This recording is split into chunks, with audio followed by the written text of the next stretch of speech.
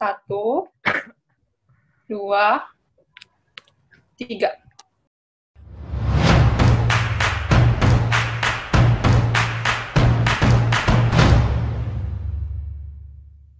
Assalamualaikum warahmatullahi wabarakatuh. Kembali lagi pada acara mingguan Predatek, yaitu Predatalk, di mana kegiatan ini kegiatan berbincang-bincang santai bersama para alumni untuk sharing berbagai ilmu, pengetahuan, wawasan, bahkan curhat di sini pun bisa kita lakukan. Nah, tujuannya itu banyak. Selain kita dapat mengenal alumni Predatek, kita tentu saja dapat mengambil manfaat dan tetap up to date tentang Predatek. Predatalk episode 12 akan segera kita mulai. Kali ini saya Insanul Kamila sebagai moderator, merupakan puzzle 10 mahasiswa jurusan Sistem Informasi, anggota Puzzle Research Data Teknologi Predatek, akan mulai menemani perbincangan kita malam ini bersama narasumber alumni kita yang hebat satu ini, yaitu Bang Anang Ramadan. Alumni kita kali ini merupakan alumni Predatek pada Puzzle 9, berasal dari Dumai, yang bersekolah sejak kecil di Dumai dan mulai melanjutkan jenjang kuliah di Pekanbaru, tepatnya UIN Suska Riau. Beliau tahun 2019 mampu menyelesaikan perkuliahannya, dan semasa menjadi mahasiswa, Bang Anang telah menghasilkan salah satu jurnal internasional terindeks Scopus. Juga banyaknya proyek-proyek sistem web yang telah Bang Anang sendiri kembangkan. Baiklah, untuk tidak memperpanjang perkenalan kita langsung sambut saja Bang Anang Ramadan, Eskom. Halo Bang Anang, Assalamualaikum, apa kabar? Waalaikumsalam, ya apa kabar Mila? Baik-baik aja Mila. Mau ada yang ingin disampaikan gitu Bang, perkenalan sedikit gitu. Ya, selamat malam semuanya, nama saya Muhammad Anang Ramadan. Saya angkatan tahun 2015 dan lulus pada tahun 2019. Saya masuk Predatek itu di tahun 2015. Kalau nggak salah, 2015 atau 2017 atau 2016, sekitaran segitu. Itu pada awalnya, ujian pertama kali dilaksanakan, saya langsung ikut di Predatek seperti itu. Jadi saya terdaftar pada puzzle ke-9. Seperti itu. Alhamdulillah baik ya Bang. Kita langsung aja mulai ke pertanyaannya, boleh Bang? Boleh.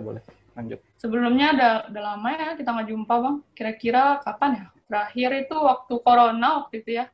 Abang ke kampus sama Bang Rizky ya waktu itu. Iya pernah. Ngapain gitu Bang? Ngurus transkrip apa? Iya, transkrip nilai akhirnya Bang Rizky kemarin. Jadi cuma nemenin doang. Habis itu cuma sebentar ya kayaknya. Abang ada kegiatan juga. Baiklah, mau tahu nih Bang, kira-kira apa sih kegiatan Abang saat ini? Kalau kegiatan yang saat ini dijalanin ya hampir sama sih seperti masa kuliah, cuman yang bedanya kan masa kuliah saya ke kampus untuk belajar, sedangkan sekarang hari-harian saya itu sekarang bekerja dari hari Senin sampai hari Jumat. Itu pun saya masuk pada jam 9 sampai jam 5. Itu pun nggak mesti jam segitu juga saya masuk, karena tergantung dari kerjaan. Apakah ada kerjaan, bisa jadi jika ada kerjaan yang deadline pada hari Sabtu atau Minggu itu bisa masuk juga gitu. Seperti itulah sibukan pada hari-harian. Itu cukup sibuk juga ya, apalagi kalau ada project-project gitu ya Bang. Iya, kalau ada fitur baru dalam perusahaan Abang ya pasti sibuk gitu. Di mana Abang kerja Bang, kalau boleh tahu? Gimana? Abang kerja belum disebut tadi ya? Belum, di PT Aplikasi Kreasi Indonesia di Pekanbaru. Di jalan apa tuh? Jalan Purwodadi, pas dekat depan STMIC, kampus STMIC. Mungkin teman-teman nih pada belum tahu PT Aplikasi Kreasi Indonesia itu apa. Kalau boleh tahu PT Aplikasi Kreasi Indonesia itu sendiri apa sih Bang, dan bergerak di bidang apa gitu? Ya, mungkin pengenalan sedikit terhadap perusahaan yang sedang Abang geluti ini ya. PT Aplikasi Kreasi Indonesia ini perusahaan yang bergerak di bidang fintech. Jadi kalau mungkin teman-teman ada yang tahu fintech itu apa, mungkin saya bisa jelasin juga bagi yang belum tahu. Jadi fintech itu perusahaan yang bergerak di bidang jasa, yang menjurus ke keuangan, jasa keuangan gitu, pelayanan di bidang jasa keuangan. Contohnya pada perusahaan yang sedang saya geluti ini, untuk pembayaran digital, seperti pembayaran listrik, untuk pembelian pulsa, lalu untuk pembelian paket data gitu. Sejenisnya seperti apa sih, M-Kios gitu jatuhnya. Jadi kami mengembangkan aplikasi itu untuk membantu UKM-UKM yang ada di Indonesia gitu. Lebih itu seperti itu. e-wallet gitu ya Bang ya? Ya e-wallet. Contoh yang lebih gedenya, startup yang gedenya itu kayak Dana, OVO, Link aja gitu. Ya seperti itu. Itu diciptakan khusus anak-anak Pekanbaru ya, maksudnya yang kerja di Pekanbarunya Bang ya? Jadi mulai dikembangkan, mulai bersaing lagi gitu ya Bang? Ya, seperti itu. Bagaimana sih awalnya Abang bergabung dan menjadi programmer di startup ini? Mula awalnya bergabung sih itu pada tahun 2019 di bulan November. Sebulan sebelum itu mulai sih diberikan sama teman ada link loker tuh di Instagram. Jadi mulai sih coba-coba apply kirim ke emailnya gitu, submit CV dan kebutuhan segala macam lah untuk lowongan kerja. Lalu berselang beberapa minggu ada pesan masuk gitu ke email. Nah setelah itu setelah beberapa lama akhirnya mulai sih abang ikuti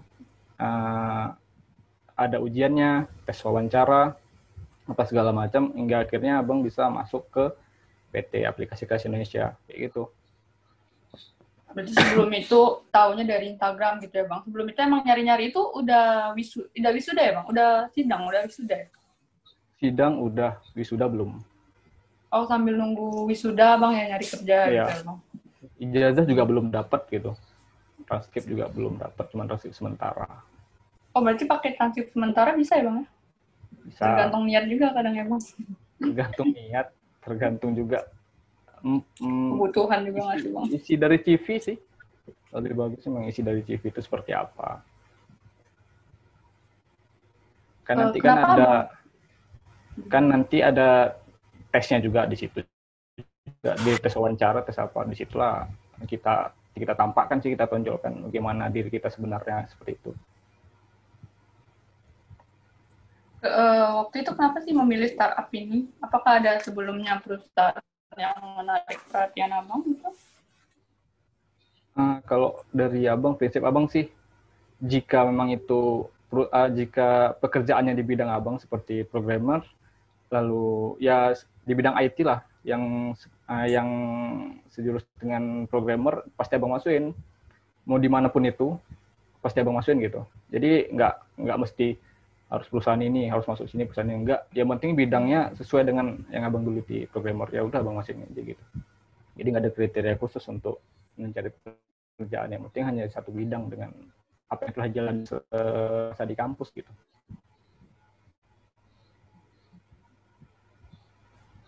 Sebelum di perusahaan ini gitu Bang, apakah Bang ada sebelumnya jadi kerja di mana gitu, atau ada project juga, atau emang Abang gencar-gencarnya mencari kerjaan di startup gitu Abang, atau sebelumnya gimana tuh Bang? Sebelumnya Abang mulai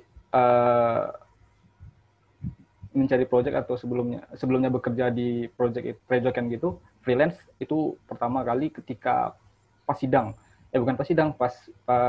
menggarap dari Sempro ke sidang, itu ditawarin sama Pak Mustaqim untuk mengikuti salah satu project yang ada di Tembilahan gitu, namanya project Sistem Informasi Manajemen Rumah Sakit di Tembilahan, yang itu jumlah tenggat waktunya 6 bulan. Tetapi Abang nggak sampai akhir menyelesaikannya karena kemarin Abang pengen sidang gitu. Jadi karena kesibukan sidang abang lebih memprioritaskan untuk menyelesaikan kuliah gitu. Akhirnya nggak sampai selesai abang mengikuti, ibaratnya cuma setengah dari masa kerja di sana gitu. Setelah abang sidang, situ juga abang dapat proyekan freelance dari ya, teman-teman kuliah untuk menyelesaikan TA gitu. Setelah itu baru dimulai dengan gencar mencari-cari loker mengenai programmer. Karena abang nggak nunggu ijazah mesti ada, yang penting sudah ada SKL, sudah ada transkrip, ya udah langsung aja daripada nunggu lama seperti itu. Berarti saat itu abang gencar-gencarnya juga jadi freelancer programmer gitu ya, abang entah proyek apa yang bisa abang kerjain gitu sambil melamar-melamar. Apakah abang melamarnya cuma di Pekanbaru gitu atau di luar juga ada di perusahaan luar yang benar-benar menarik lah gitu? Ada salah satunya abang pernah coba nge-apply di Bukalapak. Di Bukalapak itu tuh ibaratnya abang nunggu mereka ngerespon itu selama 4 bulan gitu. 4 bulan. Jadi abang mikirnya gini, kalau di kayak perusahaan-perusahaan yang sudah ada website karirnya sendiri, itu tuh mereka memberikan lowongan tersedia itu belum tentu udah langsung tersedia gitu. Jadi kita mesti nunggu selama beberapa bulan. Setelah kita nunggu posisi itu tersedia gitu abang. Ya seperti itu. Itu menurut abang ya. Karena abang nunggunya juga lama selama 4 bulan, dan kawan abang juga ada juga yang seperti itu, di posisi seperti abang juga selama 4 bulan. Dan ujiannya juga lebih gimana ya? Ujiannya memang kalau dari sisi soalnya cuman 2 sih minimal. 2-3, tetapi bobot dari apanya itu cukup besar ya bobot dari soalnya itu. Iya, kalau kita yang kita pelajari di kampus tuh kayak teori gitu ya bang. Ya bukan pemrograman dasar gitu. Tapi kalau di tuh kayak soal-soal olimpiade gitu. Kalau udah pernah nengok soal-soal pemrograman yang olimpiade itu hampir jelas, hampir seperti itulah. Jadi dari 3 kemarin abang cuma bisa ngerjain 1. Emang susah. Emang harus banyak belajar sih mengenai logika. Seperti itu pesan.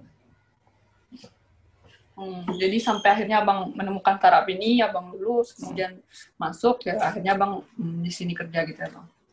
Yes, oke. Sudah berapa lama sih menjadi programmer, khususnya juga programmer di startup saat ini? Kalau menjadi programmer sendiri sih, abang udah dari apa sih, dari semester 2 atau semester 3 itu, ketika pelajaran pemrograman berorientasi objek PBO. Itu kan dimulai dari Java itu. Dari semester 2 sampai sekarang abang menggeluti di bidang ya pemrograman aja sih. Yang dulunya desktop, cuman di desktop abang nggak dapat feel untuk mengerjakan suatu project, karena mindset abang di desktop kayaknya di masa yang akan datang desktop ini dibilang tertinggal enggak sih, cuman untuk apanya kurang gitu. Yang paling banyak di nanti bisa jadi Android, satu lagi web pasti. Ya makanya abang lebih menjurus. Tapi emangnya sih Mila pernah baca juga sih, desktop sekarang kayak agak kurang gitu ya, lebih ke web atau Android itu emang lagi gencarnya juga ya bang. Lagi trennya itu abang dari SMA atau SMK? Udah ada tertarik dari kuliah aja gitu atau? Enggak, dari SMK sih sebenarnya. Tapi abang SMK dulu bukan SMK apa namanya itu ya? RPL, SMK RPL namanya. Tapi abang bukan jurusan RPL. Awalnya abang teknik komputer jaringan TKJ kan. Cuman ya karena di sendiri nggak ada ya kan. Di kampus UIN sendiri kan nggak ada yang terlalu menjurus ke jaringan gitu. Kalau kita ingin menjurus ke jaringan ya memang harus belajar sendiri dan mengulang-ulang lagi gitu ya. Ya, makanya ya udahlah, ada pemrograman, dan pemrogramannya asik juga gitu. Di situ abang baru mulai tertarik gitu ya bang. sampai akhirnya jadi programmer di suatu startup saat ini. Apa saja saat itu tuh saat bekerja di startup ini, saat mulai bekerja itu, apa aja sih yang abang persiapkan untuk memasuki dunia startup dan apply ke perusahaan startup ini sendiri? Ini sebelum masuk atau kita udah pasti diterima, kita siapin atau gimana? Sebelum masuk sih, kayak mulai masukin lamaran itu, kayak apa aja sih yang abang persiapin di dunia startup yang abang cari-cari kerjanya itu gitu? Kalau dari abang sih memang harus, ibaratnya kita ngikuti trending sih, ngikuti tren dari bahasa pemrograman yang ada gitu. Cuman nggak bisa juga kita ngikuti tren terus kan, karena trennya itu pasti akan ada terus. Misalnya dulunya ada mungkin dulu PHP, lalu mulai Ajax, lalu sekarang udah ada Node.js. Kalau kita selalu ngikuti tren, nanti akhirnya kan kita nggak bisa fokus pada satu bahasa pemrograman. Jadi kita yang awalnya kita mempelajari ini, tiba-tiba ada yang baru kita pelajari, jadi kan bisa jadi nanti pecah apa kita bidang pelajaran yang sebelumnya kita pelajari gitu. Jadi apa langkah baiknya kita pelajari salah satu terlebih dahulu, yang kemungkinan itu bahasa pemrogramannya akan dipakai dalam waktu lebih dari mungkin 2 tahun ke depan, 3 tahun, 4 tahun ke depan gitu. Seperti lalu kita mulai sih cari-cari, nggak usah mencari project, coba aja belajar. Kita belajar mengenai misalnya bahasa pemrograman PHP, kita pelajari, lalu coba kita cari kasus sendiri. Misalnya tren sekarang COVID. Karena kemarin abang coba belajar Angular nih kan, bahasa pemrograman Angular untuk front end, lalu untuk back end-nya abang ngambil API dari yang telah tersedia dari luar sih. Setelah itu abang coba dan abang berhasil menampilkan data di kasus di COVID di dunia bagaimana, lalu Indonesia bagaimana. Nah, walaupun itu tidak menjadi proyek yang menghasilkan duit gitu, setidaknya itu bisa jadi proyek bagi diri kita sendiri. Dan itu kalau bisa sih memang bisa ditampilkan di CV menurut abang. Karena kan itu sesuatu yang bernilai. Portofolio gitu ya bang ya? Ya, portofolio. Seperti itu. Dari situ tuh lah nanti kita juga bisa dapat pengalaman, dan dari situ juga ketika kita diterima atau masuk untuk mengikuti tes wawancara, di situ kita juga bisa menonjolkan diri kita ini pernah melakukan hal itu. Lalu kita tahu kelebihannya seperti apa, kekurangan dari bahasa pemrograman ini seperti apa. Karena dari wawancara sih sebenarnya poin yang paling penting itu ketika kita ingin masuk kerja. Seolah-olah orang yang bertanya itu tahu, oh ini anak nih udah setidaknya dia tahu mengenai bahasa pemrograman ini, dia tahu kelebihan dan kekurangannya, oh dia tahu troubleshootingnya gimana, dan dia pernah melakukan atau membuat project dengan bahasa pemrograman ini, seperti itu. Berarti emang apalagi di dunia IT gitu ya bang, kita mesti mengembangkan skill, kita juga mampu bersaing dengan orang-orang lain, tentunya pasti banyak bersaing juga ya bang. Iya.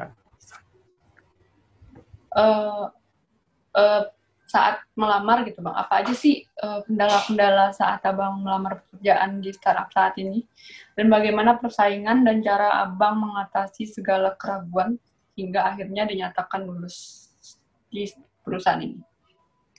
Kemarin sih abang malahan ini ketika submit ke PT Aplikasi Kelas Indonesia ini, setelah diumumin itu abang berada di Dumai.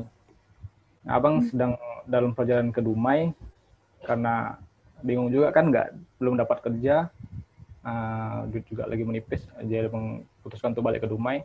Tapi setelah abang dalam proses perjalanan ke Dumai itu, mereka ngirimin balasan gitu, email abang, bahwasanya abang diberikan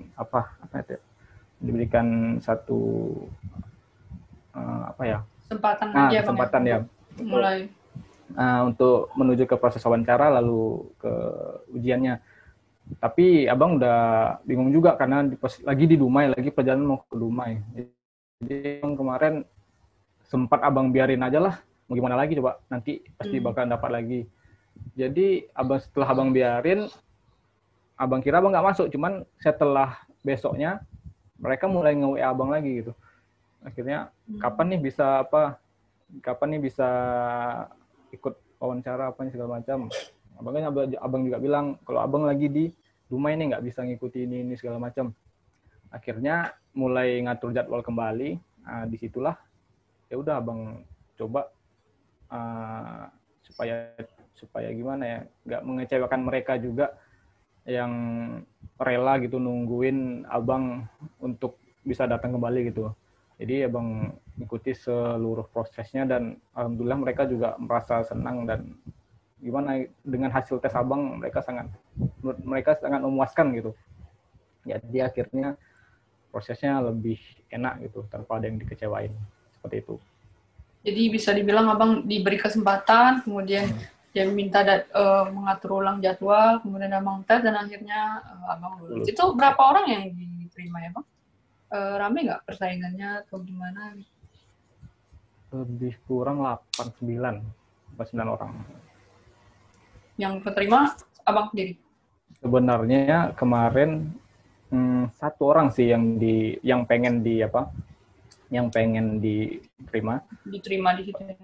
Ya, cuman itu makanya abang bilang tadi, seperti abang bilang tadi, proses wawancara itulah kita tuh menunjukkan diri kita nih, wah kita bisa ini.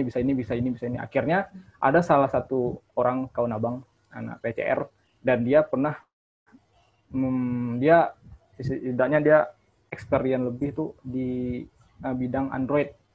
Jadi karena experience dia, pengalaman dia di bidang Android, akhirnya dia dipakai. Akhirnya dia memang nggak jadi di back end, dia dimasukkan ke developer Android di PT Abang. Seperti itu. Abang itu tips wawancaranya bang, yang harus ditonjolkan? Mungkin sih, kalau pastinya nanti yang ditanya itu kan, coba perkenalkan diri Anda. Disitulah perkenalkan diri kita nih, bagaimana sih diri kita ini. Bukan perkenalkan diri kita, nama saya ini, saya lahir di sini, hobi saya ini, enggak seperti itu. Ya, memang perkenalkan diri saya, nama saya ini, saya dulunya. Langsung aja kalau abang kemarin langsung ngambil time skip ke SMK. SMK abang mulai suka dengan IT. Lalu di SMK abang IT, yaitu di bidang TKJ, jaringan. Abang mulai belajar kayak membuat server Debian, lalu menggunakan mikrotik apa segala macam buat server. Seperti itulah abang tonjolkan diri abang. Setidaknya abang udah ada sih pengalaman dan pegangan abang menggunakan server gitu. Abang pandai menggunakan server, setidaknya gitu. Setelah masuk masa perkuliahan, abang mulai menggeluti dunia pemrograman dan abang tonjolkan seluruh pengalaman abang yang dimulai abang coba pemrograman desktop apa segala macam setidaknya. Dan abang juga memberikan diri abang nih mau sih belajar, jangan takut dengan hal yang baru gitu. Karena kita tahu kan perusahaan ini dituntut untuk bisa pada diri kita kan, padahal sebenarnya enggak itu. Di perusahaan itu sendiri kita pasti belajar lagi gitu. Dari awalnya kita itu tidak tahu dengan hal ini, tapi kita disuruh buat ini, tapi kita nggak ada pengalaman di situ, cuman disitulah kita belajar. Seperti itu sih tips and triknya, menunjukkan diri kita di wawancara, tapi di tesnya juga harus bisa gitu. Jangan pula di wawancaranya bisa, di tesnya nggak bisa, sama aja gitu. Jadi gimana kita bisa mulai mengenalkan diri kita sendiri gitu ya bang di wawancara, apa saja yang sudah kita kerjakan, menonjolkan diri kemudian kita. Mereka melirik kita sebagai kita mampu, kemudian mereka memberikan kita tantangan gitu. Iya. Setelah gunanya kita explore, kita tahu beberapa, kemudian mereka memberikan tantangan, kita sudah tahu awalnya, kita mulai melakukan tantangan tersebut.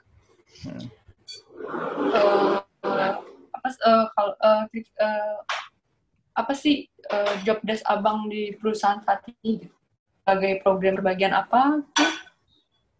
Abang memulai karir di PT Aplikasi itu kan kemarin back end, tetapi back end. Ya back end itu ketika kami ingin meluncurkan aplikasi yang betul-betul natif gitu. Jadi di situ abang di bagian back end, itu bagian API kan. Setelah sebulan 2 bulan baru abang juga merambah ke dunia full stack programmer yang ada di sana. Jadi abang sekarang nggak hanya di bagian back end, jadi juga di bagian full stack programmer ya, seperti membuat website marketing, lalu website untuk pengelolaan dari aplikasi itu sendiri, dan juga abang juga ngedesain dan ngebuat UI untuk web view yang dibutuhkan di aplikasi abang gitu. Seperti itu sih. Jadi jatuhnya nggak back end lagi, full stack back end sama UI juga abang pegang front end-nya. Banyak ya tugasnya Bang. Ya, Kan programmer ini banyak nih Bang, ada web programmer, ada Android programmer, front end programmer, back end programmer. Nah, kenapa memilih bagian back end ya? Back end programmer dan bahasa apa saja yang cukup Abang kuasai? Kalau abang nggak ada sih, abang nggak milih abang harus jadi back end, nggak ada sih. Abang yang penting programmer, front end, back end, full stack, web developer, kecuali Android. Yang penting yang masih web, yang masih abang bisa abang kuasai itu abang masukin semuanya. Abang nggak ada harus back end nih, nggak kayak gitu. Yang penting apa aja lowongannya yang namanya programmer pasti abang masukin gitu. Yang penting kalau Android abang masih belum mampu untuk menjelajahinya, atau belum ada waktu juga untuk mengeksplornya, jadi Android masih abang tahan gitu. Kalau bahasa pemrograman sih yang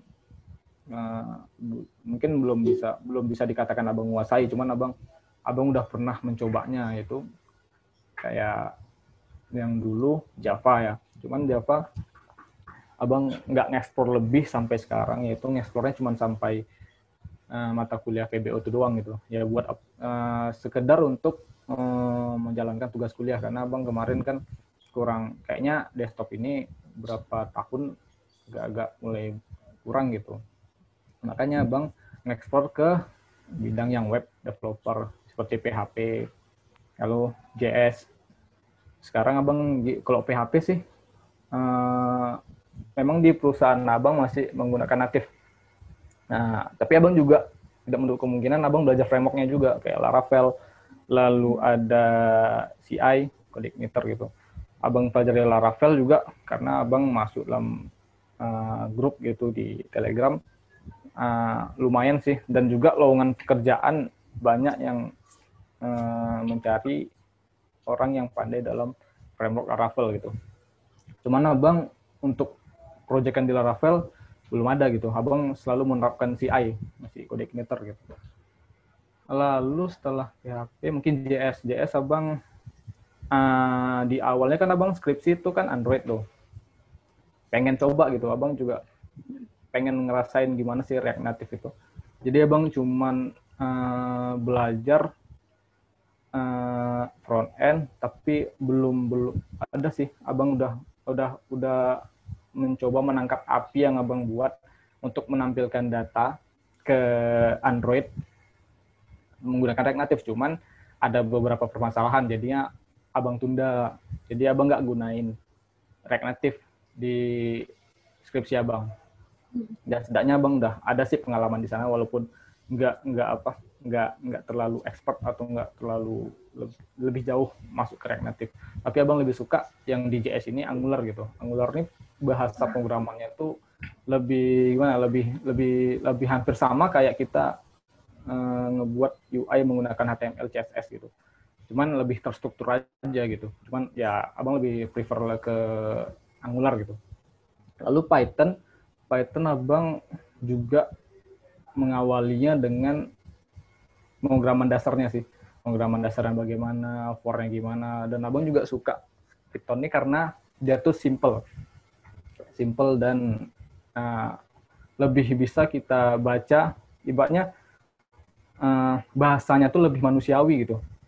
Seperti kita ingin mengeluarkan output Anang, misalnya print Anang, dah selesai gitu. Sedangkan bahasa pemrograman lain kan ada yang harus kita deklarasikan variabelnya apa, lalu kita apa segala macam, kayak di Java harus ada PSVM, lalu kalau di PHP harus kita buat dulu tagline-nya PHP baru echo apa segala macam. Di PHP sendiri abang nggak sempat sih masuk ke framework-nya, sempat cuma satu, yaitu Flash. Itu pun untuk juga abang gunakan di TA abang, dan di salah satu proyekan di teman abang. Yaitu kemarin untuk abang buat untuk sistem prediksi menggunakan Python abang buat. Yaitu menggunakan Flash. Flash itu framework yang kita gunakan untuk membuat web sih salah satunya. Tapi abang sukanya dengan Flash ini, dia itu pendefinisian dari fungsi yang kita gunakan tuh hampir seperti kita membuat API gitu. Jadi abang suka yang seperti itu tuh. Ya itu sih yang sering abang gunain. Cukup banyak ya bang. Ya, banyak kali sih. Selain programmer gitu, apa aja sih hobi abang yang lain? Kalau hobi sih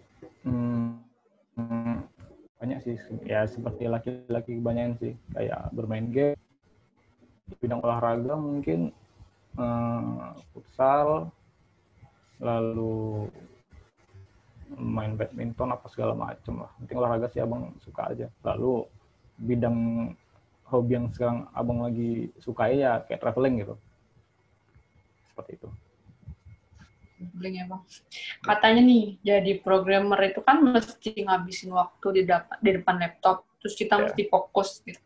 Gimana sih abang menyelangi waktu-waktu tertentu biar abang bisa rileks kembali dengan program-program yang abang buat gitu? Ya kalau abang sih lebih ke mood-moodan sih, abang programmer mood-moodan juga. Jadi misalnya ada nih kerjaan yang kerjaannya tuh waktu deadline-nya tuh agak molor gitu, sehari 2 hari itu abang ngerjainnya agak lamaan gitu. Abang mood-moodan kadang malas ngerjain cepet gitu. Lagi pula masih bisa dikerjain lebih enak tuh ngerjain di akhir gitu, di masa-masa yang udah mau habis waktu, di situ mulai dapat tantangannya. Dan untuk mengatasi kayak jenuh gitu, ya mungkin kalau suasana lagi di kantor, mungkin abang bermain game atau ya apa sih, kayak diskusi sama teman gitu, bercanda, gangguin teman gitu, gangguin teman lagi kerja gitu. Palingan kayak itu sih untuk ngasih relax. Kalau untuk nenangin diri yang dapat libur agak lama gitu, mungkin abang itu tadi ngeluti ke hobi yang sedang abang geluti seperti traveling sekarang, kayak mendaki gunung, lalu mungkin bermain futsal gitu, seperti itu sih. Cinta deadline ya bang, pas deadline baru ngerjain gitu. Ya itulah tantangan tuh ada gitu. Gitu kita mesti dituntut harus selesai cepat gitu. Ya, cuman ya pekerjaan programmer itu bisa dibilang monoton ya bang. Sempat merasa bosan nggak sih bang? Atau rasanya tuh kayak ada terbesit niat mau coba hal baru mungkin? Karena kan tadi kita udah bahas nih bahasa pemrograman yang cukup abang kuasai ya. Mungkin bisa menjadi data science atau pindah ke machine learning karena kan lagi populer nih saat ini. Gimana?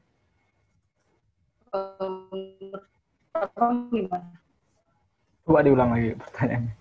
Ada apa ya, buffering tadi?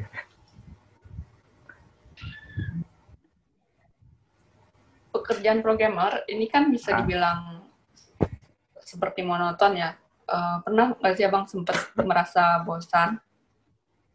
Sempat nggak terpikir terbiset niat pengen beralih gitu ke hal-hal baru, misalnya kan kayak yang lagi populer nih data science atau machine learning, karena kan tadi abang udah cukup banyak mengetahui banyak bahasa pemrograman. Menurut abang gimana?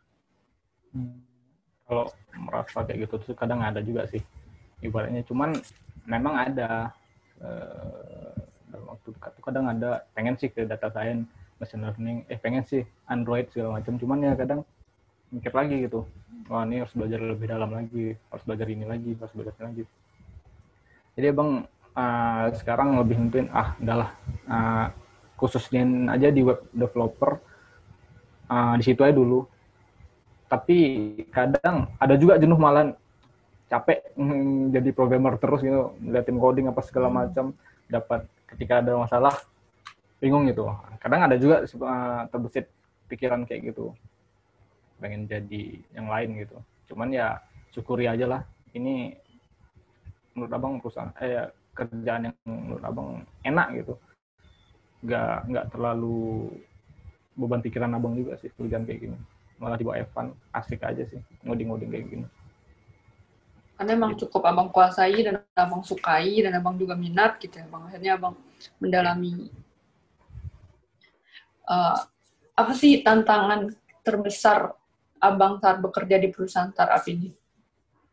Tantangan terbesar tuh ketika libur nih kan, ketika libur itu ada mungkin keluhan dari customer yang disampaikan ke CS, nanti ujungnya kan tolong ini jadi posisi kita libur kita harus gimana ya, harus ready lah gitu, apalagi nengok ke codingan apakah ada yang bermasalah apa segala macam ya. Seperti itu sih tantangan yang menurut abang agak gimana ya gitu. Di saat libur kita harus lihat lagi codingan, di saat libur kita penting harus ready 24/7 hari buat itu. Berarti abang mesti ready memperbaiki sistem-sistem atau ada yang salah atau ada yang error atau kayak gimana ya bang? Di saat libur pun kadang di kontak ya bang? Ya apalagi kadang itu ketika ini waktu jam 5 gitu, posisi kan kadang abang pengen kalau udah jam 5 tuh kadang ada juga sih posisi nanti lah balik agak malaman atau nggak tidur di kantor, tapi abang kadang pengen balik tiba-tiba dipanggil sama kepala divisi, apa nih ada kerjaan nih kayak gini. Nah itu mulai mut-mutan makin keluar gitu. Itu sih tantangan yang harus diterima, gimana lagi tuh Pak. Kita bekerja posisinya kan, dia harus dikerjain. Seperti itu. Gimana pun balik lagi ya bang juga ya walaupun agak nggak suka, tapi abang ya ini pekerjaan yang abang sukai gitu, abang minat juga dengan ngoding-ngoding gitu. Mau nggak mau harus dikerjain juga ya bang. Harus dikerjain.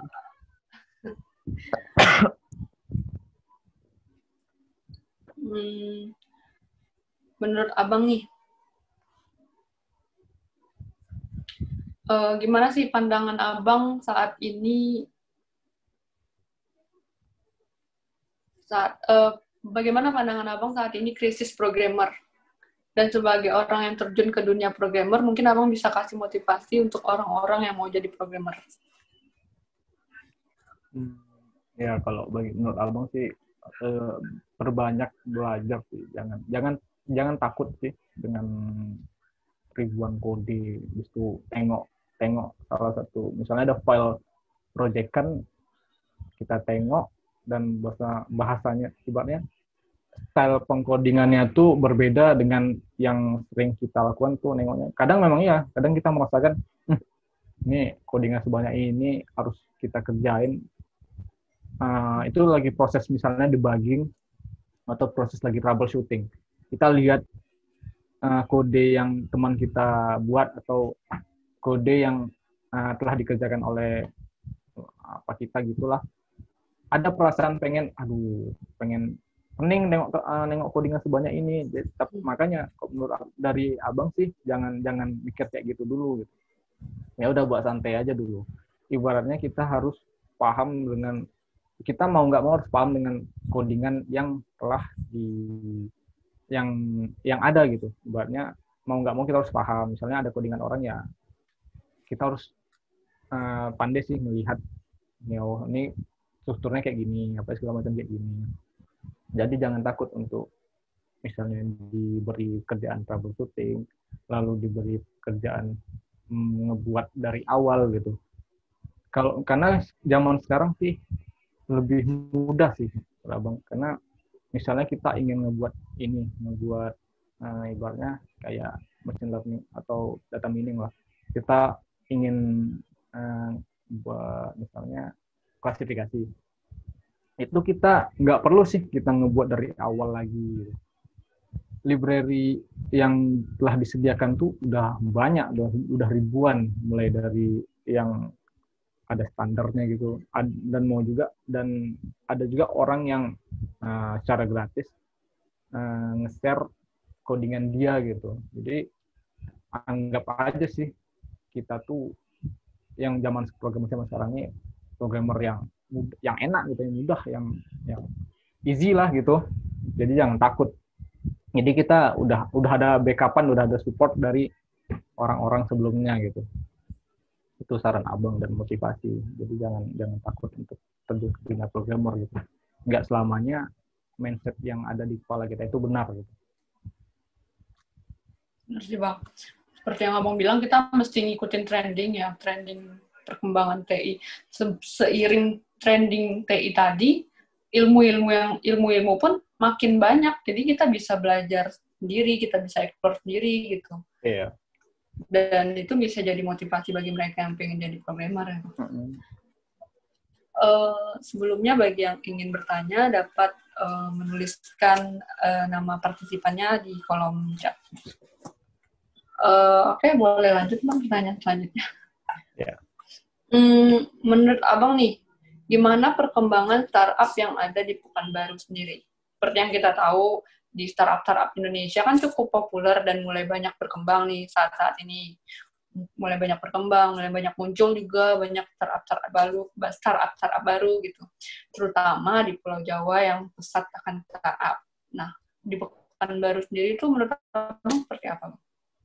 Kalau di Pekanbaru sendiri sih, mungkin abang, karena abang ini bukan pengamat ibaratnya bukan orang yang selalu melihat perkembangan startup di Pekanbaru. Abang cuman sekedar tahu aja gitu. Jika ada pembicaraan di kantor, ada startup ini segala macam. Emang sih di Pekanbaru ini termasuk banyak gitu startup yang mungkin kita juga nggak sering mendengarnya gitu. Misalnya di bidang e-commerce tuh abang pernah lihat ada pamfletnya, ada jual bui nggak salah yang kemarin itu ada. Lalu ada juga e-commerce yang pernah abang dengar, cuman abang lupa namanya. Lalu ada juga di Rohul ada salah satu startup yang mirip seperti abang. Dan di Bangkinang juga ada salah satunya perusahaan yang mirip seperti abang. Cuman kalau startup ini kan perusahaan yang terhitung baru gitu, baru yang berkembang dan perlu juga pemasaran yang tinggi, investor yang harus ada investornya juga gitu. Kalau enggak, dari mana sih dana itu didapatkan? Jadi banyak perusahaan startup itu yang mungkin marketingnya itu kurang dapat didengar oleh orang banyak, masyarakat banyak. Beda sama yang di Jawa, kayak di Jawa itu mungkin support dari pemerintahan, lalu investornya juga termasuk tinggi. Jadi mudah gitu mengiklankan atau memarketingkan startup mereka. Seperti itu sih menurut abang, tanggapan abang. Kok di Pekanbaru ini banyak gitu, cuman ya nggak dalam bidang pemasaran itu jarang kita jumpai, jarang kita temui, mau itu di Instagram, di Facebook apa segala macam. Yang sering kan kayak e-commerce ya kita tahu yang gede-gede gitu, Shopee, Tokopedia. Ruang Guru itu gede banget tuh Bang. Iya. Padahal yang lain banyak juga. Sebenarnya banyak itu, cuman ya dari investor sama di bidang pemasaran jatuhnya lagi kan. Pemasaran itu kan harus punya dana yang lebih gitu, apalagi ketika bakar uang apa segala macam. Kita butuh tunjangan atau kita butuh support dari investor gitu. Seperti itu sih tanggapan abang mengenai startup di Pekanbaru. Ya, tapi emangnya sih mungkin kita yang kurang nyari atau komersialnya yang kurang atau kayak gimana gitu. Sedangkan di Pulau Jaya emang disediakan investornya cukup banyak, perusahaan besar juga cukup banyak gitu. Mungkin sih sepertinya juga kalau yang abang lihat, karena teman abang pernah dia ke Pulau Jawa nih, tapi abang lupa kotanya di mana, dan dia juga pengguna salah satu aplikasi seperti e-wallet gitu. Pedagang kaki lima di sana itu rata-rata udah nggak menggunakan transaksi secara cash gitu. Mereka udah menggunakan non cash lagi, pakai wallet gitu aja. Seperti itu. Kalau di sini kan mungkin masyarakat juga belum tahu gitu kan. itu apaan tuh, itu nanti gimana cara mencairkan dananya untuk menjadi duit gitu, duit asli, nanti takutnya apa segala macam. Iya. Kan Banyaknya ketakutan-ketakutan gitu ya, Bang? Kita kan sebagai masyarakat juga harus, mau nggak mau sih, kita harus ngikuti trending aplikasi. Apalagi sekarang zaman namanya COVID gini kan, kita kayak dibatasi, apa segala macam dibatasi. Bener-bener. Menurut Abang sih, perusahaan yang menurut Abang yang bagus sih di saat-saat kayak ini pandemi ini, ya kayak e-commerce-nya sangat bagus sih, e-commerce. Lalu ada kayak perusahaan kayak Abang, fintech ini bagus juga, karena kita kan memberikan solusi gitu. Jika ingin membeli pulsa, kita nggak perlu ke kios. Kita tinggal misalnya di apa Bang, aplikasi Abang, kita tinggal top up pun kita kan nggak perlu apa gitu ke ATM, kita bisa menggunakan banking gitu. Top up, lalu kita bisa beli pulsa, bayar tagihan listrik, bayar tagihan PDAM, mungkin kalau mau juga kita bisa bayar tagihan Telkom gitu segala macam. Jadi kita sudah dipermudah, dan kita pun mau nggak mau harus nerima kalau kondisi kita sekarang saat ini, kita membutuhkan hal itu gitu. Kita di kondisi sekarang mungkin sudah banyak juga sih mall yang terbuka, tapi pada beberapa bulan belakangan kan mall ditutup, lalu kita ingin beli apa segala macam, itu susah. Jadi kemarin Abang juga pernah lihat sih aplikasi yang menjual sayur-sayuran pas daging-daging gitu. Ada juga kemarin Abang pernah juga dengar dan pernah juga lihat gitu. Jadi kan dengan adanya aplikasi-aplikasi yang kayak gini ini kan memudahkan kita sebenarnya untuk bagaimana cara kita membeli tanpa harus bukan bertatap muka gitu. Mungkin itu tugasnya pemerintah kali ya, untuk bagaimana memberikan apa namanya itu? Memberikan media, kemudian memberikan pengetahuan, wawasan lah ibaratnya, wawasan kepada masyarakat. Dan startup tadi harus dibantu juga sih, mulai dari investor-investor yang membantu untuk startup itu grow up lagi. Mengembangkan startup gitu ya. Karena emang banyak juga perusahaan-perusahaan startup kayak gitu tuh yang bangkrut gitu jatuhnya, gara-gara dana tadi, jatuhnya dana nggak ada, jadi perusahaannya bangkrut sendiri gitu. Seperti itu sih. Tapi emang bener, mau nggak mau ya, semakin lama zaman akan semakin modern, mau nggak mau kita mengikuti perkembangan zaman. Tapi kadang ada juga nggak sih Bang kayak kekurangannya gitu, kayak kita jadi lebih cenderung malas, apa-apa cuman ceklik gitu. Ya, dibilang malas sih enggak sih, karena IT ini kan lebih memudahkan manusia sih jatuhnya. IT teknologi ini kan suatu hal yang memudahkan manusia. Jadi kalau dibilang malas sih enggak, tetap bisa saja. Sekarang kan kondisi yang seperti ini, itulah manfaat dari IT. Dengan kondisi yang kita disuruh untuk physical distancing, nih ada aplikasi seperti ini, manfaatkanlah gitu. Kan tergantung kondisi lagi gitu. Kalau misalnya sudah bebas kita dari COVID, kan kita punya dua kondisi. Jadi kita ingin menggunakan aplikasi itu lagi, atau kita bisa pergi keluar gitu. Tergantung kondisi dari diri ya kita sendiri juga. Kita Memangnya sih tujuan utama dari IT ya untuk membantu pekerjaan kita ya selama ini. Harus ribet, sekarang bisa lebih canggih gitu. Iya. Oke. Apakah dengan banyaknya startup terutama di luar Pulau Jawa maupun di Pulau Jawa maupun di Pekanbaru sendiri, sekitar ibu kota-kota besar itu, apakah menjadikan startup Pekanbaru mempunyai tantangan sendiri, Bang? Ya, jelas. Tantangannya pasti jelas, karena itu tadi Bang bilang, ibaratnya dibilang saingan sih, bisa jadi saingan sih. Ibaratnya mereka sudah difasilitasi mungkin oleh investor gitu, oleh pemerintahan mengenai aplikasi yang mereka kerjakan gitu. Dari sudah adanya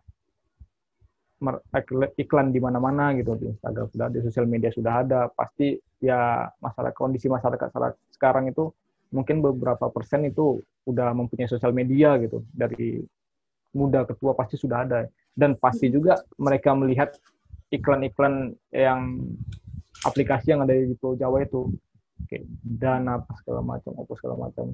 Ya, untuk di Pekanbaru sendiri, bagaimana cara mereka dapat bertahan hidup atau bersaing lah dari segala macam kekurangan mereka gitu, investor yang kurang gitu, kesadaran masyarakat yang ibaratnya apakah mereka mau meninggalkan zona yang selama ini mereka kerjakan, ibaratnya mereka selama ini transaksi dengan uang cash, mereka nampak transaksi itu nampak gitu, sedangkan ketika kita menggunakan aplikasi, wah ini kita top up nih, uang ada di aplikasi, apakah ini aman, apakah ini apa segala macam, pasti pikiran-pikiran negatif itu pasti ada gitu.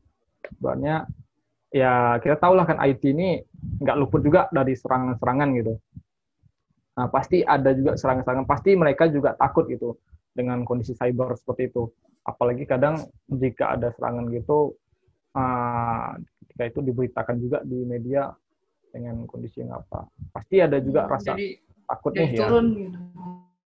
Jadi turun gitu. Tantangannya seperti itu sih. Bagaimana cara mereka mengiklankan, bagaimana cara mereka mensecurekan aplikasi yang telah mereka buat gitu. Dan bagaimana cara mereka meyakinkan kepada masyarakat bahwa saja aplikasi mereka ini bagus dari aplikasi yang ada di Pulau Jawa itu gitu. Seperti itu. Tapi emang benar sih, untuk komersial pun kita nggak perlu kayak cetak baliho yang panduk besar-besar itu. Kadang di platform media sosial sendiri yang kamu bilang itu bisa kita masukin ya iklan-iklan kayak di Facebook atau di Instagram itu. Kadang mereka di situ aja gitu ya, untuk mulai mengenalkan produk mereka. Ibaratnya kan udah difasilitasi, ada Facebook, ada Instagram, itu bukan platform-platform yang gede lah, dan usernya juga banyak dibandingkan sekarang pamflet-pamflet. Mungkin satu pamflet itu kisarannya jutaan gitu, itu pun dengan waktu yang beberapa hari. Sedangkan kalau di media sosial itu hanya bayar segini, mudah lagi, ibaratnya pengurusannya itu mudah. Lalu mungkin ada jasa endorse gitu kan sekarang kan. Ya, jadi mudah gitu. Mengandalkan Telegram kali aja Bang. Siapa yang menggunakan gitu, itu buat orang lebih tertarik ya. Ya makanya kondisi sekarang ini lebih mudah sih dibandingkan kondisi masa lalu. Baik Bang, ini sepertinya udah ada yang ingin bertanya. Govinda Karisma Dewa, tapi izin tidak menyalakan kamera. Oleh, silakan. Oke, silakan Govinda menghidupkan voice-nya. Baik, terima kasih. Assalamualaikum warahmatullahi wabarakatuh. Waalaikumsalam warahmatullahi wabarakatuh. Jadi sebelumnya izin ya Bang, agak nyalakan kamera. Mana. Jadi gini Bang, Govin sedikit cerita dulu ya Bang. Jadi Govin tuh dulu waktu semester 2 tuh pengen jadi programmer kan Bang. Terus waktu awal-awal oke lah, masih konsisten lah kan Bang, serius ngoding. Tapi setelah beberapa semester, Govin tuh malah kewalahan gitu Bang terhadap codingan. Bisa dibilang mau nyerah gitu Bang. Dan Govin sampai berpikir gitu, sepertinya ini bukan bakat Govin gitu, bukan bidangnya Govin gitu. Terus jadi gimana gitu Bang biar konsisten gitu terhadap suatu bidang yang ingin digeluti. Bisa dibilang Govin ini kan gak konsisten Bang, karena setiap nemui hal baru dan menarik gitu, langsung berpindah gitu Bang, dengan harapan menemukan apa jati diri Govin tuh gitu ya Bang. Waktu semester 2, 4 oke lah tertarik programmer. Terus tiba di semester 5 Govin ngambil mata kuliah sistem informasi intelligence, dan Govin tertarik ke situ Bang, jadi Govin fokus ke situ. Terus pas TA ini di mana tadi? Di semester 5 tuh Govin tertarik sistem informasi intelligence Bang. Oh, SII ya. Ya. Terus semester 5 Bang. Terus pas TA Govin malah ngambil data mining karena ingin mencoba hal baru juga gitu Bang. Kan nggak konsisten gitu Bang, setiap semesternya Govin tuh kemana gitu ya Bang.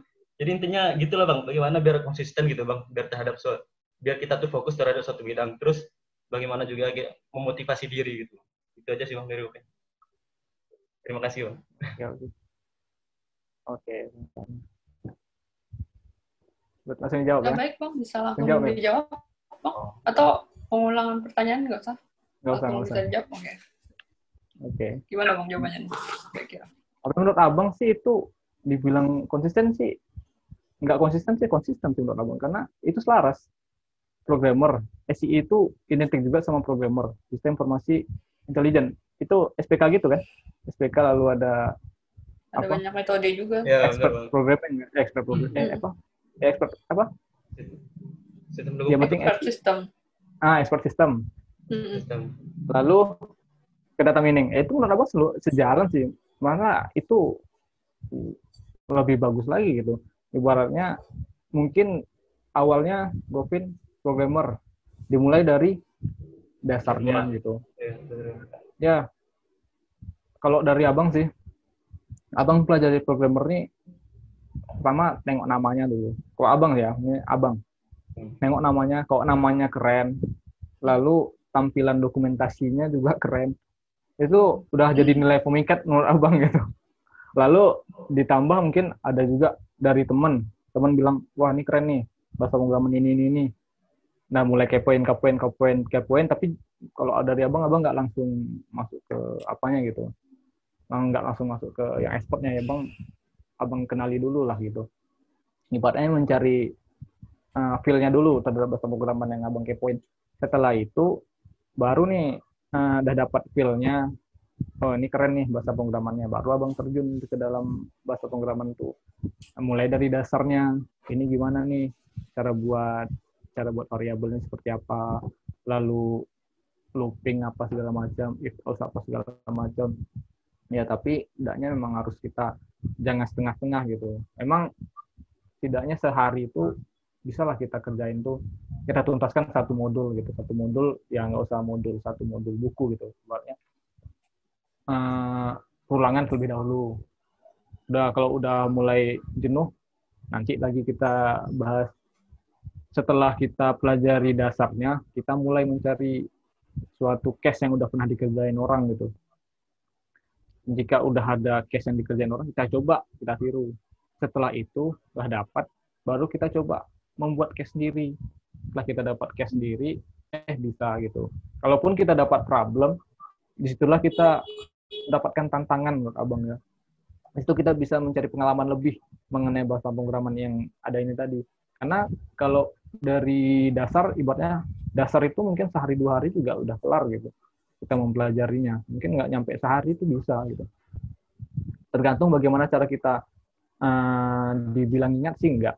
Karena bekerja pun nanti di bidang pemrograman nggak perlu, karena kita, kalau dari abang, misalnya kadang abang ingin menampilkan tanggal PHP itu, kadang bingung sendiri juga tuh, date buka kurung apa nih, akhirnya cari di Google, cari di Stack Overflow, dapat, udah copy paste gitu. Karena ya susah juga ngingat coding, ingat apa kayak perintah-perintah yang ada di bahasa pemrograman gitu.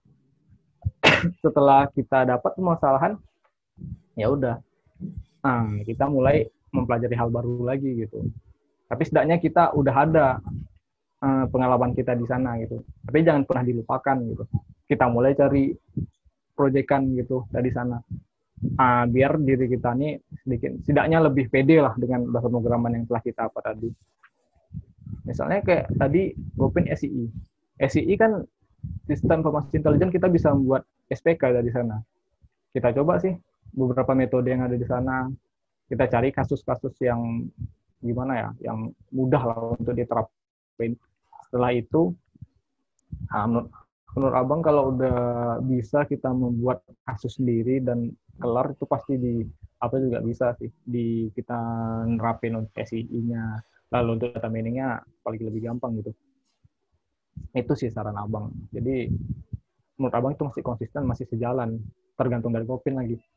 Pengen nggak nerapin pemrograman tadi, atau hanya menerapin di SII atau data mining itu hanya menerapin teorinya doang gitu, ibaratnya pemodelan, penghitungan dari Excel apa segala macam. Kan kalau dari pemrograman kan kita bisa tuh ngebuat model ini ada nih, misalnya KNN kan tuh ada rumusnya. Kita buat model misalnya dari PHP, kita buat modelnya, rumusnya gitu dengan cara kita. Tapi dari model tadi bisa kita gunakan untuk kasus yang lain, misalnya dari sistem A menggunakan KNN, sistem B menggunakan, tapi satu model yang Govin yang buat tadi gitu. Jadi satu model Govin buat itu bisa digunakan oleh seluruh sistem gitu. Seperti itu, Vin. Oke, siap, Bang. Tapi Govin tuh gini, Bang, terkendala logika tuh lemah gitu, Bang, logiknya tuh. Jadi makanya tuh meninggalkan coding gitu, Bang. Ya kalau dari logika sih cukup tahu perulangan, if, karena ya di apa nih itu di pemrograman tuh ya logikanya cuma itu doang gitu, perulangan, if tuh kayak ya if else itu kan tahu kan, ya seperti itu doang gitu. Palingan ya kita tinggal ngikuti. Kalau kita ingin nerapin di data mining kan, kita tinggal nerapin rumusnya aja lagi gitu, kita samain gitu, 1 tambah 1. Kalau 1 tambah 1 misalnya ada penambahan, ya tinggal variabel tambah variabel gitu. Ya udah seperti itu. Kalau jangan pikirin logikanya susah atau segala macam, coba aja dulu gitu. Kalau nggak tahu kan bisa bertanya. Nah, seperti itu, Vin, dari Abang. Oke lah, Bang. Terima kasih banyak ya, Bang, atas jawabannya. Oke, sama-sama. Oke, terima kasih. Ya. Jadi emang sebenarnya balik lagi ya Bang ke niat kita, ke explore lagi, memahamin konsep. Sebenarnya semuanya ada di Google ya, kayak Abang bilang tadi, kita bisa browsing-browsing, juga banyak referensi juga gitu ya. Jadi gimana kita emang seperti Abang bilang tadi, programmer sekarang ini udah lebih mudah sih, easy gitu. Iya, udah banyak berbagai macam literatur modul, referensi, modul, web makan mereka ngasih semuanya ya, ada yang baik banget ngasih semuanya gitu untuk kita pelajari. Gitu. Makanya, jadi termasuk easy lah programmer sekarang. Sebelum lanjut ke pertanyaan berikutnya nih Bang, pengalaman Abang di Predatek apa aja tuh Bang? Pengalaman Abang sih banyak sih ya. Nah, Abang masuk di, Abang lupa sih masuk tahun 2017 penting. Abang masuk ketika diberlakukannya ujian pertama gitu. Seru aja gitu kita masuk organisasi yang ada ujiannya gitu. Sebenarnya kayak ada tantangan kayak, juga tuh Bang. Ya, makanya tantangan. Habis itu ada cuma ujian pemrogramannya gitu. Abang keren aja gitu kayak kita masuk kerja gitu. Makanya Abang suka. Lalu tambah lagi seniornya atau alumni-alumninya juga bagus-bagus. Dan disitulah tempat bertanya jika kita tidak tahu. Kan kalau misalnya ada nih perkuliahan data mining, Abang belum ngerti, Abang bisa bertanya ke senpai atau senior, ke kakak-kakak yang ada di gitu, Predatek, seperti itu. Lalu mungkin di sini juga sih Abang lebih banyak mengenal teman-teman gitu, apalagi khususnya di angkatan Abang gitu, yang awalnya Abang kan dulu di kelas A gitu, Abang kurang banyak nih dapat teman di kelas-kelas lain gitu. Di Predatek ini lah Abang banyak kenal dari kelas ini gitu. Jalinlah kekompakan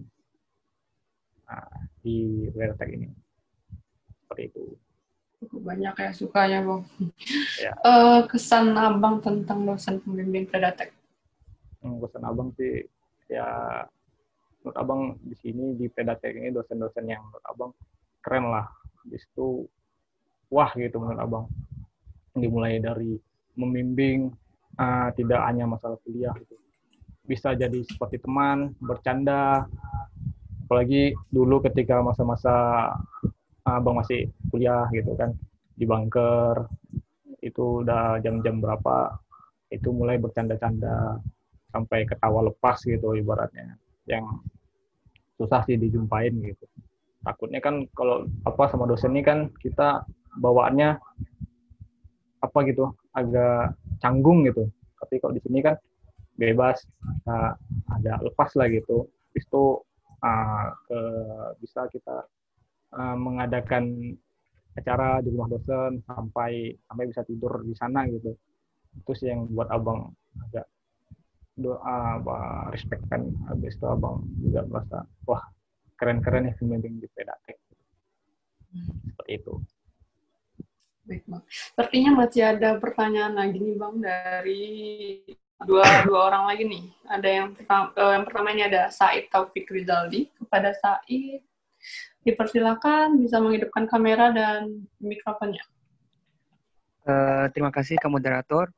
Sebelumnya izin Kak Moderator untuk tidak menghidupkan kamera ya. Mungkin takutnya nyangkut nanti. Izin Bang Anang. Ya, saya. Assalamualaikum warahmatullahi wabarakatuh.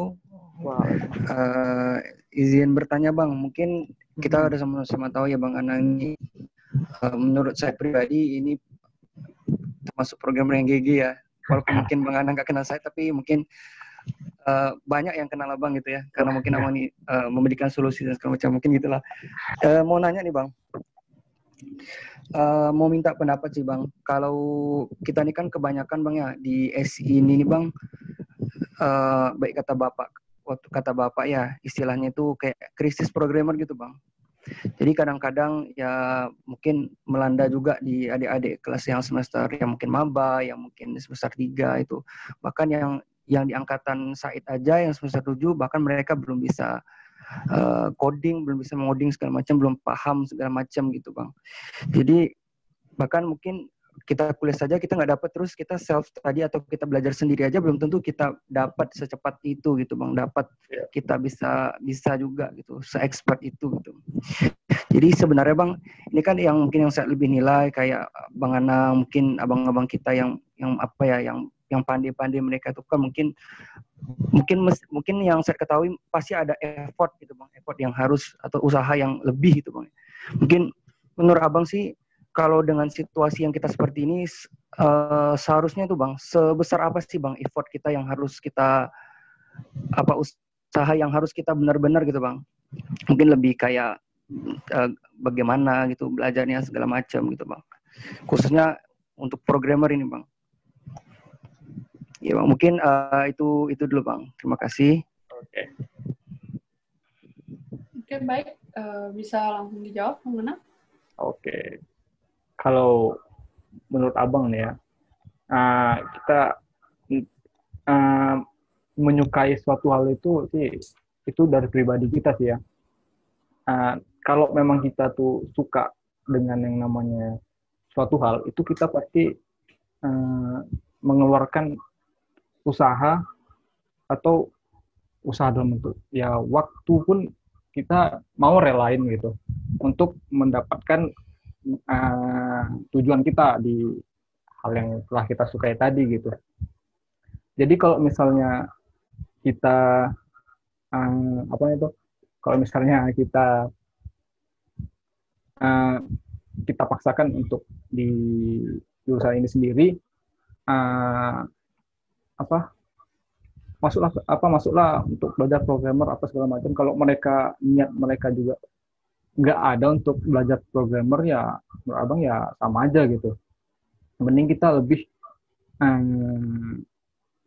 menanamkan pada diri kita nih, wah programmer, saya pengen jadi programmer nih enak ke depannya, dan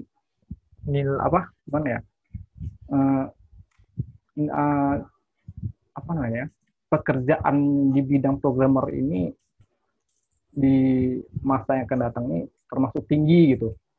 Di bidang IT, apalagi kan sekarang IT lagi naik-naiknya gitu.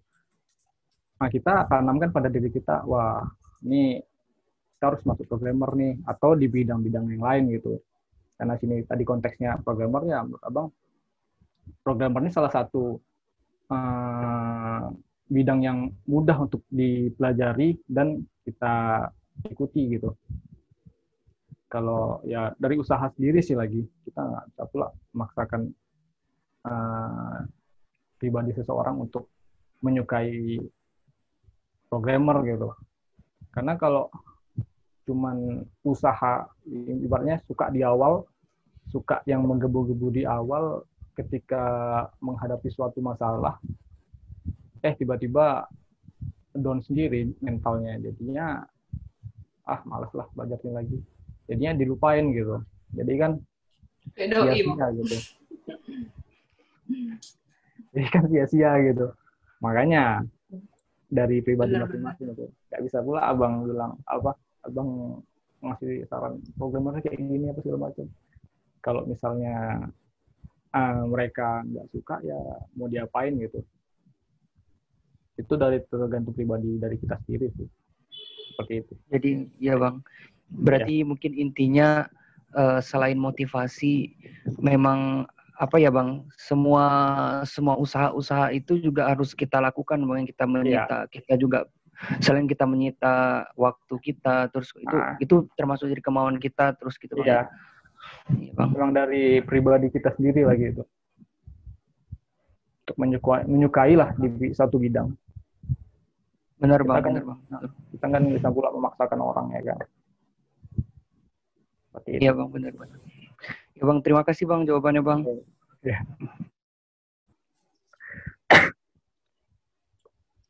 Baiklah, selanjutnya ada pertanyaan terakhir dari Rahmatul Anissa. Pada Rahmatul Anissa, disilakan menghidupkan mikrofonnya atau menghidupkan kameranya. Halo.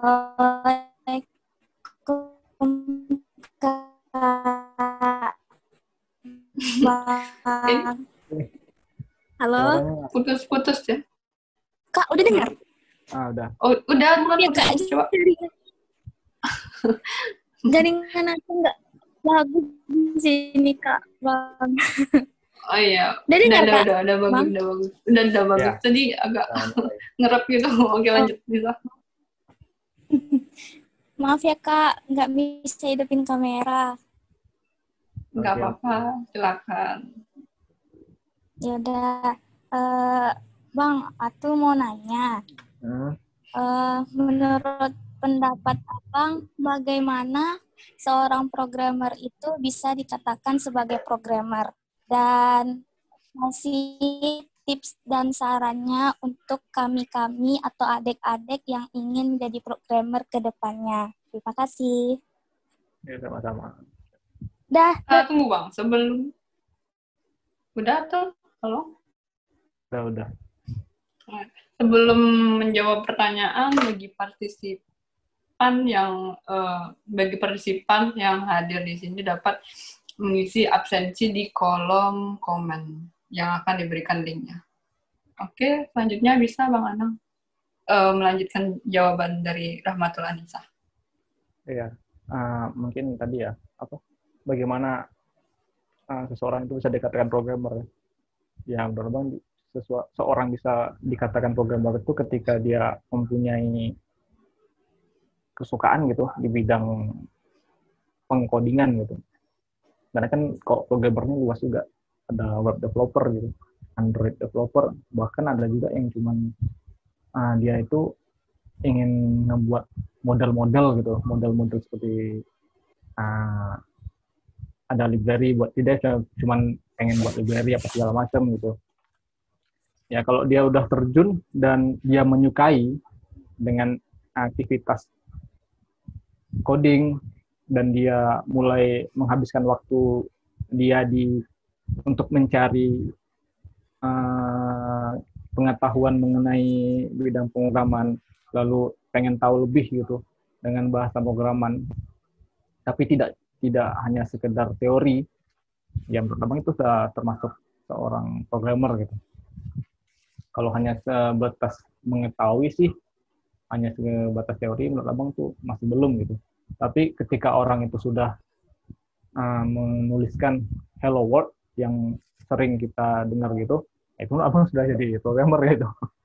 Pasti ketika dia mengetikkan hello world gitu kan, dia mulai tertarik gitu. Wah keren nih, muncul tulisan seperti ini dari hasil yang telah kita buat gitu. Pasti dia pengen belajar lebih mengenai bahasa pemrograman pastinya gitu. Dan akhirnya dia nanti bakalan menyelesaikan masalah yang ada di sebuah kasus dengan bahasa pemrograman nantinya. Itu yang menurut abang yang dikatakan seorang programmer. Nah, seperti itu.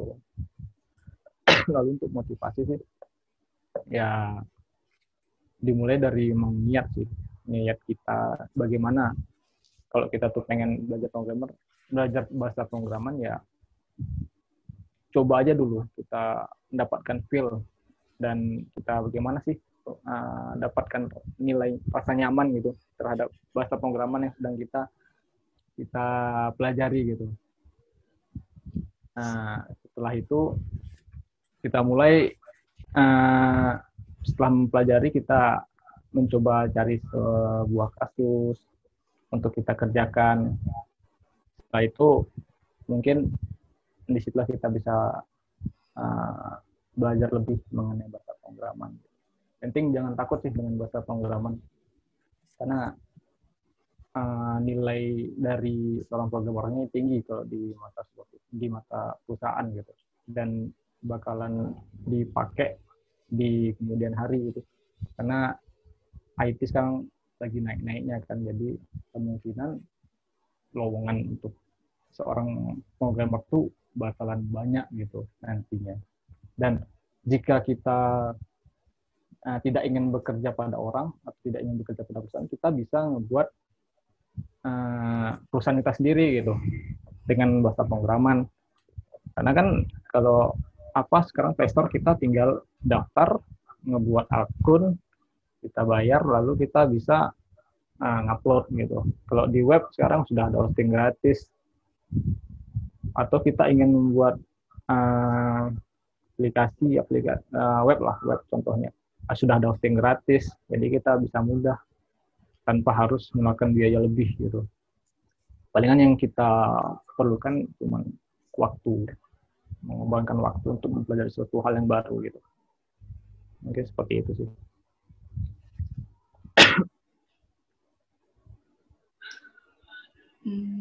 Halo Atul, udah cukup dengan jawabannya? Oke Kak, makasih ya Bang. Kak. Oke. Udah Kak. Oke.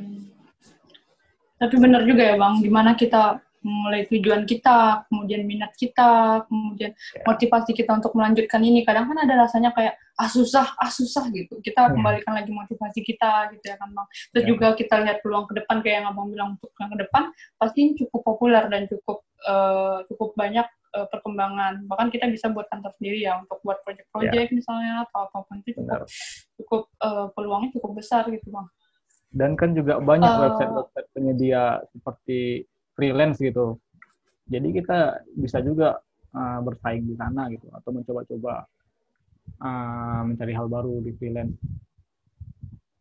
Karena sudah banyak itu kan kalau kita mencari koneksi sendiri itu kan agak sulit gitu misalnya. Atau kita mencari sebuah pekerjaan itu kan agak sulit. Jadi udah banyak juga gitu situs-situs penyedia freelance.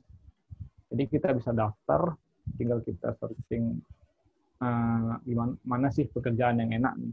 Udah langsung kita kontrak di sana. Jadi lebih enak gitu. Seperti itu. Tapi ya jangan merasa ketika kita sudah bisa ngebuat suatu hal itu jangan merasa wah aku udah pandai, aku udah kerjaan, akhirnya sombong gitu. Karena di atas langit masih ada langit gitu. Mungkin kita di ruang lingkup kita udah dibilang wah lah gitu. Padahal di pulau seberang mungkin anak SMK itu sudah bisa bekerja di perusahaan gitu. Apalagi yang RPL yang kayak Bang bilang tadi RPL. Ya. Prospeknya cukup tinggi ya Bang. Benar gitu. Ada lagi nih pertanyaan terakhir. Kesan dan pesan Abang untuk Predatek dan acara Predatalk ke depannya.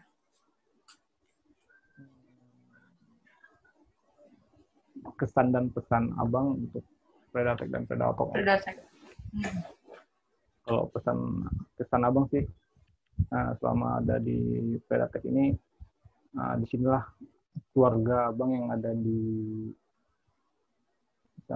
keluarga kedua Abang yang ada di kampus gitu. Setelah jurusan yaitu di Predatek ini gitu. Disinilah Abang mulai mempunyai banyak teman gitu.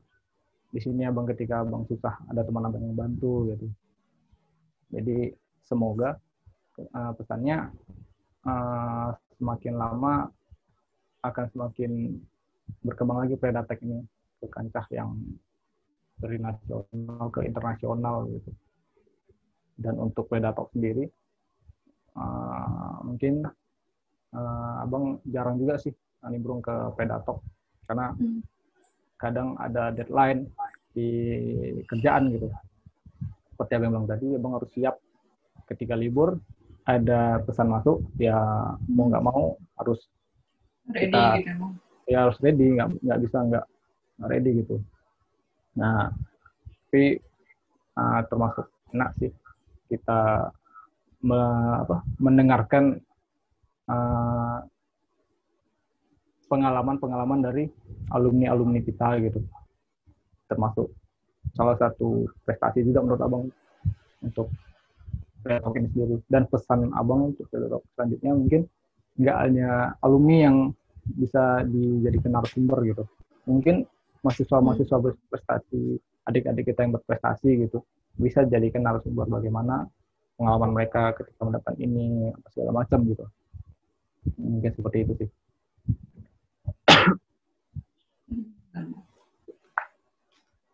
Ya, sepertinya sudah sampai di penghujung acara. Barangkali ada yang abang ingin sampaikan untuk teman, kerabat, adik-adik yang di sini, seperti ada yang udah tamat kuliah, yang masih berjuang skripsi, berjuang KKN, berjuang KP, dan adik-adik yang masih sedang menempuh perkuliahan. Belum Ya. akhirnya kita sampai ke penghujung acara. Kalau dari abang, pesan dari abang bagi mahasiswa yang atau teman-teman yang yang setelah mengalami proses sidang itu mencari kerja itu, coba aja sih kita tuh jangan takut dulu sebelum kita mencari kerja itu, jangan takut, wah ini bakalan terima nggak, wah ini bakalan apa segala macam nggak, ya udah masukin aja lamaran tuh ke segala macam, tapi tetap ke bidang kita, apa yang kita inginkan gitu. Misalnya kalau abang dulu lokasi mau dimanapun lokasinya, tapi abang coba aja dulu, urusan masuk atau enggaknya itu ya urusan nanti lah. Kalau masuk pun nanti misalnya harus wawancara harus ke sana, ujian harus ke sana, kan bisa dinegosiasikan gitu. Karena kalau cuma diam-diam gitu aja, ya sama aja kita ngebuang peluang seperti itu. Lalu untuk mahasiswa yang skripsi itu semangat dalam mengerjakannya, jangan ya, kalau bisa memang kalau skripsi itu memang mengeluarkan seluruh waktunya kalau memang ingin tamat cepat gitu. Karena juga kita kan kuliah itu harus ada apa gitu ya, harus ada tujuan juga kapan kita bakalan tamat, kapan bakalan kita Konsisten juga ngerjainnya. Terus konsisten gitu. Sama seperti abang, pengalaman abang waktu mengerjakan skripsi, abang kan ingin membuat Android gitu. Ketika abang stuck di React Native yang seperti abang bilang tadi, 1 bulan lamanya karena dokumentasi yang sedikit, lalu abang bertanya di forum kurang terbuka forumnya, jadi abang langsung cari solusi gimana sih supaya bisa menggunakan apa Android, yang penting Android tapi solusinya beda gitu, nggak usah React Native gitu atau Java atau apa. Akhirnya abang beralih ke WebView gitu. Seperti itu. Jadi kalau emang cari stuck, kalau enggak coba bertanya kepada teman gitu, coba cari alternatif ataupun solusi yang lain gitu. Kita kalau bisa jangan nunggu-nunggu harus dapat menyelesaikan sebuah masalah gitu. Kalau bisa ketika ada sebuah masalah itu coba cari penyelesaian yang lain gitu. Dan untuk adik-adik yang sedang menjalankan masa perkuliahan tuh mencoba semangat dan jangan hanya menerima pelajaran yang ada di kampus masa kuliah. Kalau bisa lebih eksplor gitu. Apalagi di bidang seperti programmer gini kan. Sekarang sudah banyak bahasa programan yang tren di masa sekarang dengan kelebihan yang sangat bagus untuk digunakan di tingkat selanjutnya gitu. Kita harus explore karena di kampus saya mau lihat nggak bakalan dipelajari hal-hal yang baru seperti itu. Yang kita pelajari pasti yang lama, standar yang lama, SQL dulu gitu. Sedangkan di tren sekarang ada yang menggunakan NoSQL gitu. Jadi tidak menggunakan query seperti yang kita pelajari di kampus. Lebih ke pelajaran tidak menggunakan SQL. Walaupun hampir sama, tetapi tetap aja kita harus eksplor lebih jauh. Mungkin pesan abang seperti itu sih terhadap siswa dan teman-teman kerabat. Baiklah, semoga motivasi yang disampaikan Abang tadi, perbincangan-perbincangan yang kita lakukan tadi dapat dapat diambil beberapa kata-kata motivasi untuk menjadikan semangat. Kemudian dari penghujung acara nih, mengenai tema apapun yang ingin kita lakukan, jangan setengah hati apa yang kita inginkan, kita lihat lagi tujuannya, kemudian kita berikan motivasi untuk melakukan itu, kemudian kita juga melihat peluang ke depannya, di mana kita bisa explore selama menjadi mahasiswa maupun yang udah tamat, di mana kita berani mengambil tantangan untuk mendapatkan ilmu-ilmu baru. Nah, sekian acara Predatalk episode 12 kali ini. Saya Insanul Kamila sebagai moderator pamit undur diri dimanapun kalian berada. Semoga baik-baik saja dan semangat berjuang menjalankan kehidupannya yang lebih baik. Sekian Predatalk kali ini. Assalamualaikum warahmatullahi wabarakatuh. Waalaikumsalam warahmatullahi wabarakatuh.